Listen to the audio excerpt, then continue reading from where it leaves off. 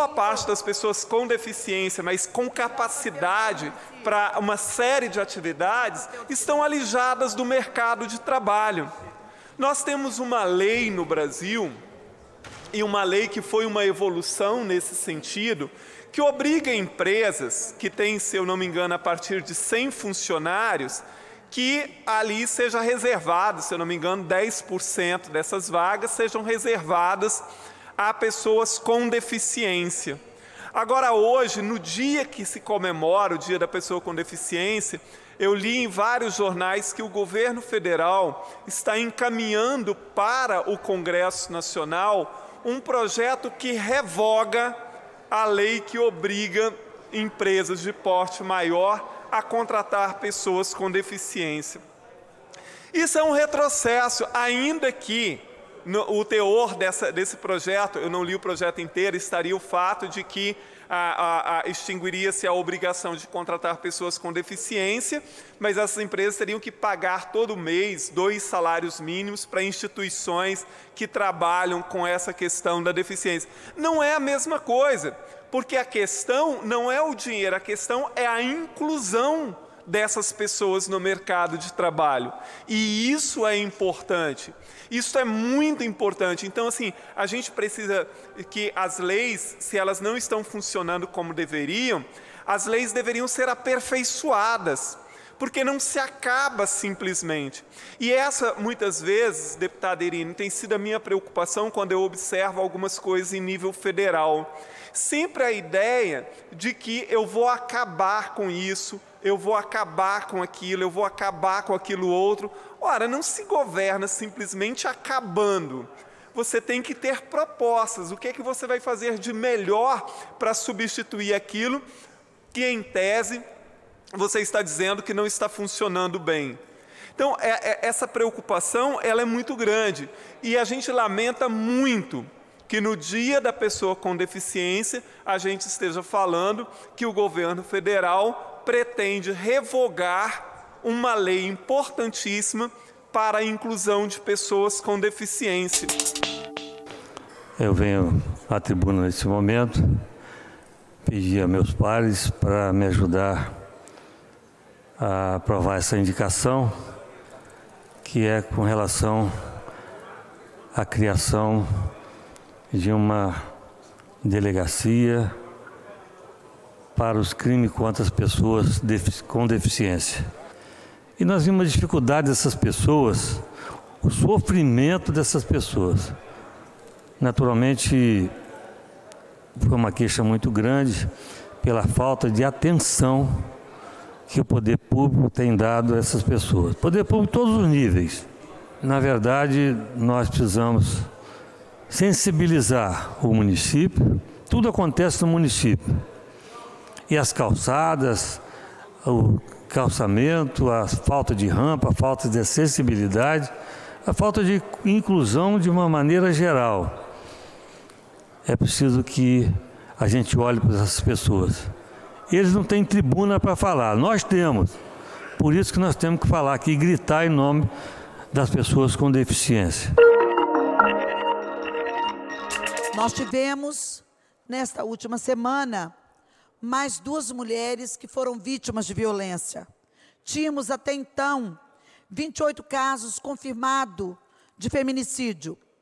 E aumentamos neste final de semana para mais 2 casos, inteirando 30 mulheres mortas pelos seus maridos, namorados, ex-namorados, companheiros, ex-companheiros, pelo simples fato de não querer dar continuidade à relação conjugal. Essas mulheres acabam perdendo a sua vida, porque no Espírito Santo parece que estabeleceu-se uma regra de violência contra as mulheres, onde essa questão ela é tratada à bala, à facada, e não no diálogo que deve nortear as relações. Quer dizer, nós estamos assistindo esses crimes no Espírito Santo, e por mais que tenhamos atuado no sentido de coibir essa violência, a violência não cessa. Cada vez mais ela é crescente, e cada vez mais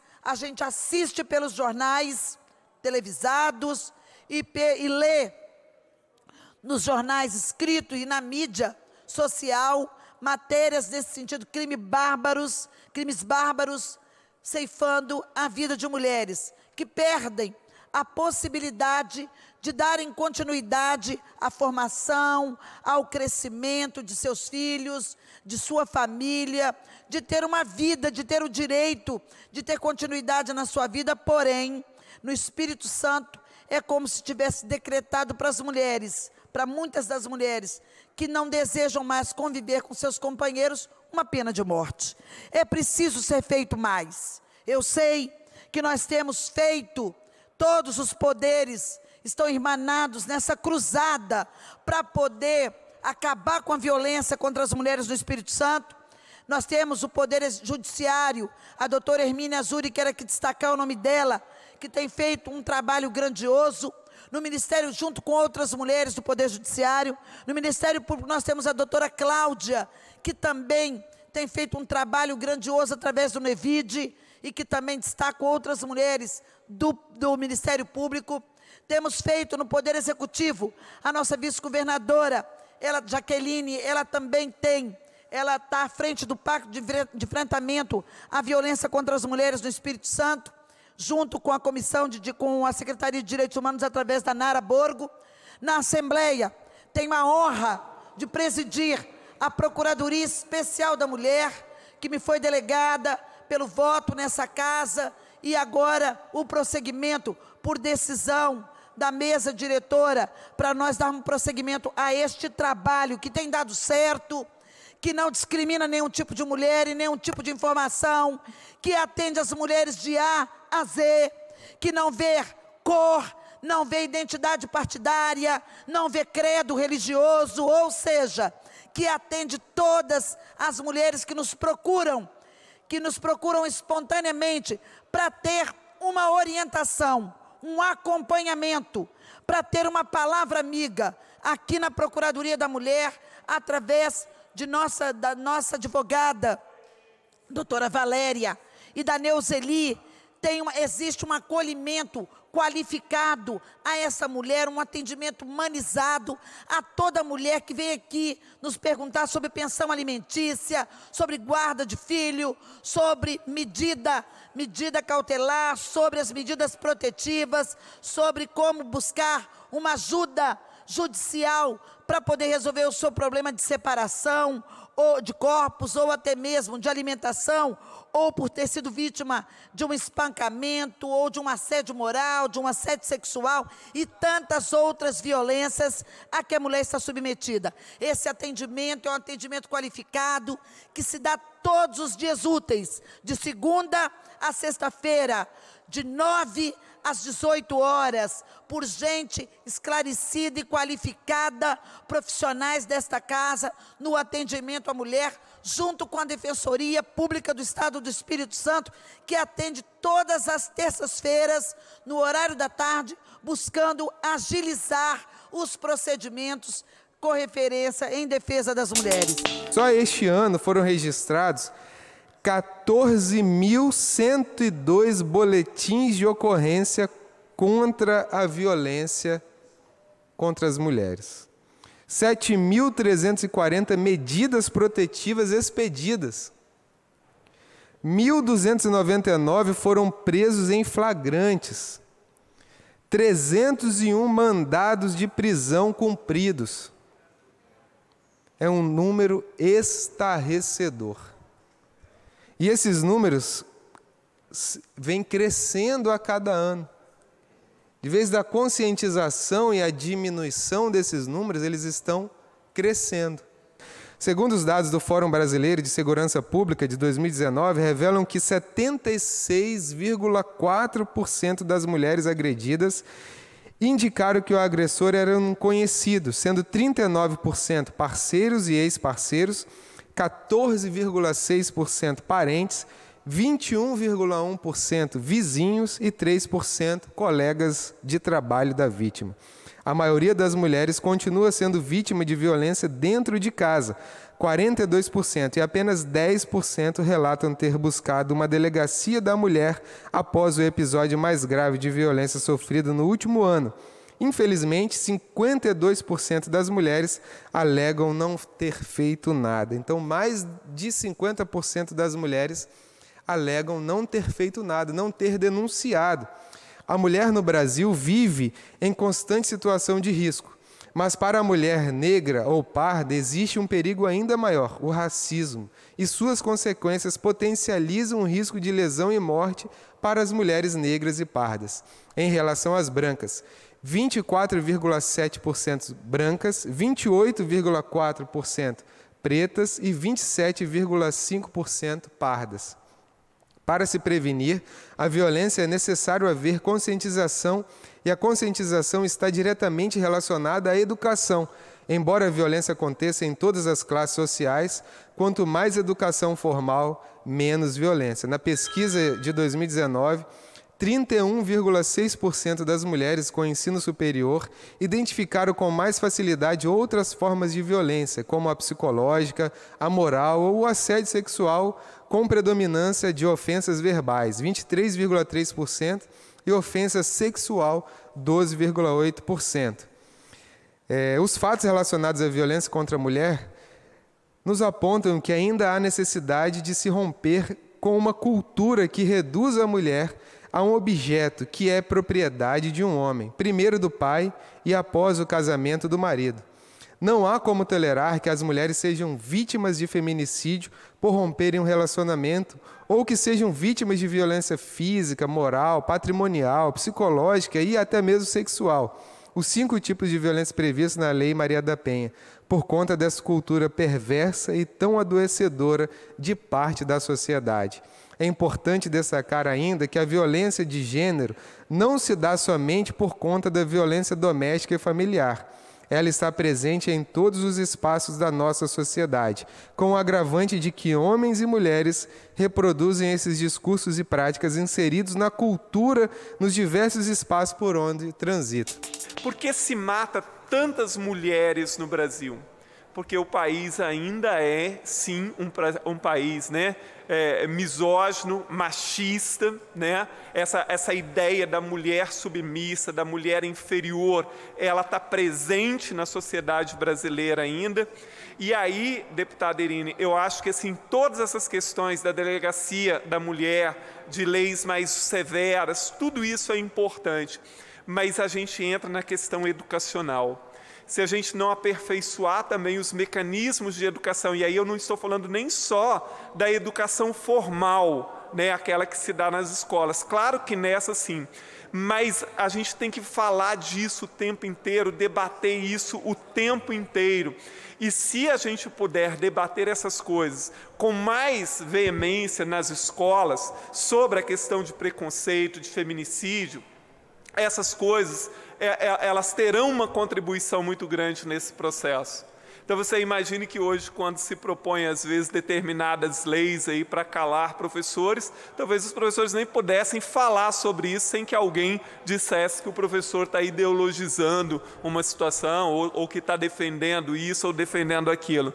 Então a questão do feminicídio, ela é muito preocupante e é para ontem que a gente consiga, pelo menos, se isso não tem um efeito tão significativo, mas é fundamental, delegacias da mulher se multiplicarem estado afora e com estrutura, porque não adianta nada abrir uma delegacia de mulheres, mas sem dar a infraestrutura necessária para o tratamento dessas mulheres e sem políticas para acompanhar essas mulheres que sofrem ameaças, porque muitas dessas mulheres que acabam sendo assassinadas porque não tiveram opção, não tiveram políticas públicas capazes de acolhê-las de outra forma. E se nada for feito nessa casa, senhor presidente, esse quadro irá se agravar ainda mais no ano que vem, por um simples motivo. Nós tivemos agora no PPA a redução de 10.443.738, que foi o PPA de 16, 19, para apenas R$ 2.646.558. Então, o governo do Estado está reduzindo de 10 milhões para 2 milhões a quantia destinada à proteção à mulher e prevenção ao feminicídio. Nós teremos, então, se essa casa não intervir, presidente, de maneira urgente, na votação do PPA em plenário, uma redução de 10 milhões para 2 milhões dos recursos destinados à proteção às mulheres capixabas. Olha o contrassenso e a incoerência. O número de feminicídios dispara e aumenta no Estado do Espírito Santo e o governo do Estado reduz consideravelmente toda a quantia destinada à proteção e às políticas públicas voltadas à mulher capixaba. É lamentável que um tipo de coisa como essa venha ocorrer ainda no Estado do Espírito Santo. Repito, o número de feminicídios dispara em nosso Estado, de norte a sul do Espírito Santo, deputada Janete, e o governo do Estado está reduzindo consideravelmente de 10.443 para 2.600.000 a quantia destinada à proteção e toda a proteção social destinada às mulheres capixabas. Nós, nesta casa, tenho certeza absoluta, com a sensibilidade desses deputados e deputadas, iremos corrigir esse absurdo na votação em plenário, que esse PPA será submetido. Não podemos aceitar que nossas mulheres continuem expostas a essa situação e que tenhamos ainda a redução significativa da quantia destinada. Já é pouco, 10 milhões já é pouco, dá menos de 1 milhão por mês para fazer política pública para proteção à mulher nesse Estado. E nós teremos ainda um governo que se propõe a reduzir para apenas 2.600.000 deputados e deputadas. A continuar nessa guinada, a continuar com essa tendência, o que nós teremos nos próximos anos será o aumento exponencial, um aumento ainda mais considerável do número de mulheres vítimas. E todos os dias e finais de semana, quando nós retomarmos essa casa, nós teremos que fazer esse registro. E ficou muito claro aqui que o veto, com todo respeito, não se sustenta juridicamente. Não há nenhum tipo de objeção. Se trata aqui simplesmente do direito à informação. Eu li atentamente do início ao final todo o apanhado de todas as informações que constam e é somente o direito de informação. O objetivo aqui é impedir o consumidor de saber que ele tem direito a usar a tarifa social. É só isso. É simplesmente algo que é constitucional. Publicidade. O governador Renato Casagrande não quer deixar que aconteça a publicidade, para que o cidadão capixaba tenha acesso a isso, para que ele possa saber disso. É difícil isso? Coisa fácil demais.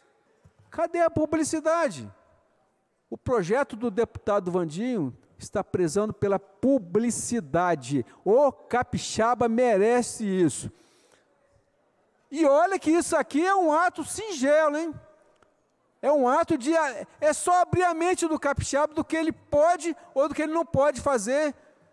Ou de como certas empresas estão metendo a mão no bolso do capixaba. Esse é o pensamento do projeto do deputado Vandinho Leite. E o governo, que é o que diz esse projeto, não quer que você saiba que está vencendo a tarifa social, que é a maior covardia do mundo ter que renovar de 2 em 2 anos a tarifa social, gente pobre que não tem informação. A EDP e o governo e algumas prefeituras não querem, sabe por quê, você que está me ouvindo? Porque boa parte do recurso na conta de energia é o ICMS. E esse ICMS vai para o governo do Estado. A EDP é uma das maiores pagadoras de ICMS do Estado. E parte desse recurso é repartido com os municípios. Mas aí eu venho a crer no seguinte aqui, olha que covardia, deputado Hudson Leal.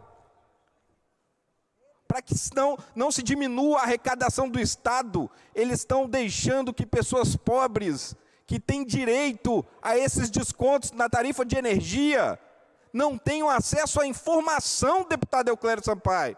Mas é uma covardia o governo e a EDP se unirem para que as pessoas mais pobres não tenham a informação.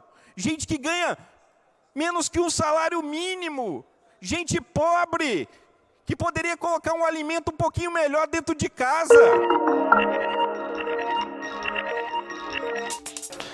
Foi amplamente divulgado pelo portal de notícias Gazeta Online de que fragmentos de óleo haviam sido identificados em algumas praias de Guarapari, mais especificamente 4 praias: Praia de Santa Mônica, Praia do Morro, Praia das Castanheiras e Praia da Areia Preta.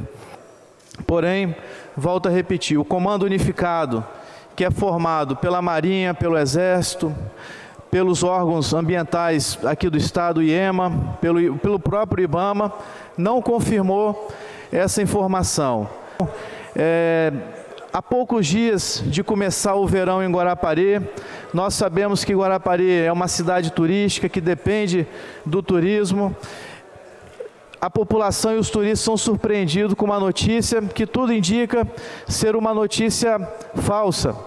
E o que é mais lamentável, que essa notícia tenha partido do próprio IBAMA e repercutido depois por um importante portal de notícias que nós temos aqui no Estado, a Gazeta Online, que de nada tem culpa, porque foi atrás da fonte, uma fonte oficial. Nós, ontem, já no final da noite, entramos em contato com o oceanógrafo-chefe, que é membro também do Comando Unificado, e ele afirmou que, de fato, houve um equívoco por parte do IBAMA, que o óleo, de fato, não chegou nas praias de Guarapari e que hoje o IBAMA iria se retratar, iria publicar uma nota corrigindo isso. Então, diante desse grande problema que foi gerado para a cidade de Guarapari, para o desenvolvimento do nosso município, e vale lembrar que Guarapari tem a maior biodiversidade marinha de peixes recifais do Brasil. Guarapari é uma cidade que não depende apenas do turismo, depende também da pesca, então gerou realmente um temor por parte dos pescadores também, que aquele pescado possivelmente pudesse estar contaminado também. Mas o que eu afirmei ontem, eu volto a reafirmar hoje. O óleo não chegou nas praias de Guarapari e mesmo que tivesse chegado alguma coisa, é algo totalmente irrisório, incapaz de poluir as nossas praias, incapaz de prejudicar a saúde e a da vida marinha que existe na cidade de Guarapari. Então, eu faço esse apelo realmente ao governo do Estado que se manifeste em relação a esse episódio, porque realmente gerou uma grande dúvida na população de Guarapari e nos turistas. E é importante que o Estado se manifeste, o governador precisa se manifestar em relação a isso, caso contrário, isso pode causar um grande prejuízo à cidade de Guarapari, que já vem passando realmente por um momento dificílimo, de grande desemprego, um momento de grande dificuldade no social, tanto na segurança pública, na saúde e na educação, e mais uma vez agora, faltando poucos dias para começar o verão, a cidade de Guarapari é atingida por uma notícia realmente nada boa para nós moradores que dependemos do turismo e também os pescadores. Então é esse apelo que eu faço ao nosso governo do Estado, se manifeste o quanto antes para não prejudicar ainda mais a cidade de Guarapari. Eu li atentamente todas as indicações, parabenizar o deputado Adilson Espíndola e todos os demais deputados que fizeram indicação e tem andado por todo esse Estado, especialmente, senhor presidente, o município de Cariacica. E quem realmente emprega nesse Estado, senhor presidente, é o pequeno empreendedor. E pedir às autoridades, senhor presidente, seja o governo do Estado, o governo federal e o governo municipal, que atenda o pequeno empresário, o pequeno empreendedor, senhor presidente. Porque é ele que realmente emprega o trabalhador. Muitos trabalhadores são empregados pelo pequeno empreendedor. Então ele precisa de apoio. Em Cariacica, é uma das maiores cidades, maiores municípios do nosso estado, precisa de apoio. O pequeno empreendedor precisa de apoio. E Cariacica precisa urgente de apoio, seja do prefeito, do governo do estado e do governo federal. E faça esse apelo hoje aqui nesta casa, senhor presidente.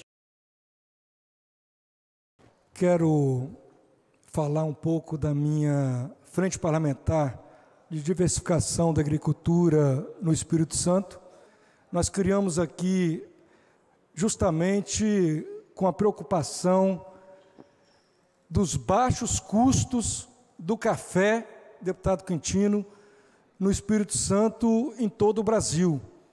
Nós já fizemos a instalação dessa frente, a frente parlamentar, nós instalamos aqui com muitas lideranças do interior do Espírito Santo, diversos prefeitos, deputados. Então, acredito que, e tenho certeza que essa casa está trabalhando muito em diversas frentes. Tem aqui os deputados no dia a dia, debatendo diversos temas em favor do Espírito Santo, e nós estamos trabalhando nessa diversificação da agricultura, e não tenho dúvida nenhuma que daqui a médio prazo, nós vamos estar consumindo um azeite 100% do Espírito Santo, saindo da região do Caparaó e também da região serrana do Espírito Santo. Nós já temos a garantia do terreno para a construção da agroindústria no município de Santa Teresa, com Gil Samaro. Nós vamos, deputado Zé Esmeraldo, já colocamos uma emenda de R$100 mil para a SEAG comprar e doar essas mudas, ou de outra forma, para os produtores rurais, e nós estamos trabalhando junto com uma equipe técnica para colocar as oliveiras também no projeto Reflorestar. Então é um trabalho de diversas mãos, junto com a SEAG, junto com o INCAPé, com os prefeitos, com os deputados que estão junto comigo nessa frente parlamentar. Quero aqui abordar um tema muito caro à classe trabalhadora, que é a medida provisória 905, que deu entrada no Congresso Nacional no último dia 11, sob o pretexto de criar empregos para jovens. Sob esse pretexto, né, o DIEESE fez uma avaliação que não se deve criar vagas na quantidade e qualidade necessárias, mas sim, ao contrário, pode promover a rotatividade com o custo adicional de reduzir direitos e de ter efeitos negativos para a saúde e segurança dos trabalhadores e trabalhadoras. A medida provisória 905, a pretexto de estimular o primeiro emprego de jovens, decreta mais uma reforma trabalhista. Cria a modalidade de contrato de trabalho precário, intensifica a jornada de trabalho, resulta em aumento de desemprego, enfraquece mecanismos de registro, fiscalização e punição às infrações, fragiliza as ações de saúde e segurança no trabalho, reduz o papel de negociação coletiva e da ação sindical, ignora o diálogo tripartite com o espaço para mudanças na regulação do trabalho e, por fim, beneficia empresários com uma grande desoneração em um cenário de crise fiscal, impondo aos trabalhadores desempregados o custo dessa bolsa patrão. Novamente, Jair Bolsonaro e Paulo Guedes tentam promover uma reforma trabalhista por medida provisória, coisa inconstitucional e antidemocrática, sem discussão nem com o Congresso Nacional e nem com a classe trabalhadora.